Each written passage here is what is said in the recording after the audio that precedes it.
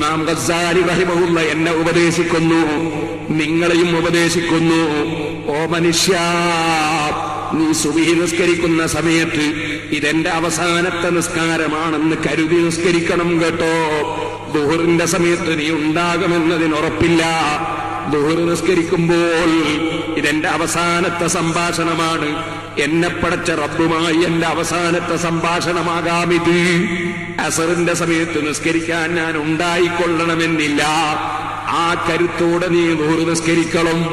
അസറിന്റെ സമയമാകുമ്പോ എന്റെ അവസാനത്തെ വിളിയാണ് ഞാൻ കേട്ടത്. ഇനി മഗ്‌രിബിന്റെ സമയത്ത് ഞാൻ ഉണ്ടാകണമെന്നില്ല.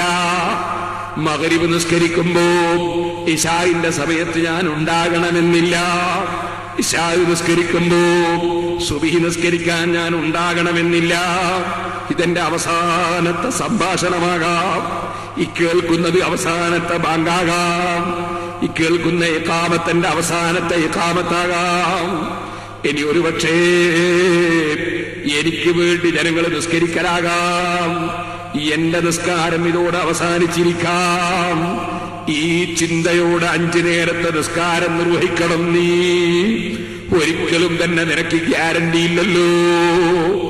ഇശാ നിസ്കരിച്ച എന്റെ മാന്യ സ്നേഹിതൻ കടവത്തൂരിലെ മഹമ്മൂദ് ഇശാ നിസ്കരിച്ച് ദുബായിൽ റൂമിൽ കിടന്നുറങ്ങിയതാണ്. പക്ഷേ സുബ്ഹിക്ക് പോയി നോക്കുമ്പോൾ അദ്ദേഹം മയ്യിത്തായി കിടക്കുകയാണ്. റബ്ബേ, അദ്ദേഹത്തിന്റെ ഖബർ സന്തോഷത്തിലാക്കണം റഹ്മാനേ. കിടന്നുറങ്ങി, നേരം വെളുക്കുമ്പോഴേക്ക് മരണപ്പെട്ടുപോയി. ഒരു ചെറുപ്പക്കാരനും ധരിക്കേണ്ടതില്ല. ഇനിയും കുറെ നിസ്കാരമുണ്ടെന്ന് ധരിക്കേണ്ടതില്ല. പ്രസംഗിക്കുന്ന മുസ്ലിയാര് കണക്കിലെടുക്കേണ്ടതില്ല. എനിക്കിനിയും കുറെ ദിവസം അത് പറയാനുണ്ടെന്ന് ചിന്തിക്കേണ്ടതില്ല.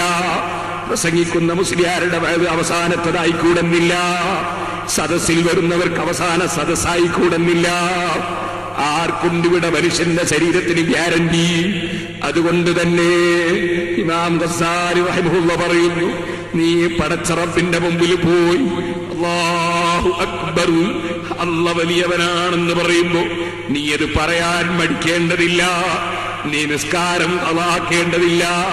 നീ നിസ്കാരം കൈയൊഴിക്കേണ്ടതില്ല.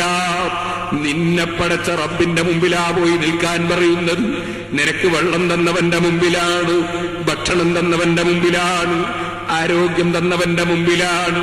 നീ പോയി അല്ലാഹു അക്ബർ എന്ന് ചൊല്ലുമ്പോ ഇതെന്റെ അവസാനത്തെ തക്ബീറായി കൂടുന്നില്ല.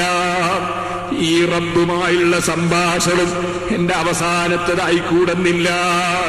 ഇനി ഒരു പക്ഷേ അടുത്ത നിസ്കാരത്തിന് മുമ്പ് ഞാനങ്ങ് വിട പറഞ്ഞു പോയാൽ നേരെ റബ്ബിന്റെ കോടതിയിലേക്കുള്ള യാത്രയായി കൂടുന്നില്ല.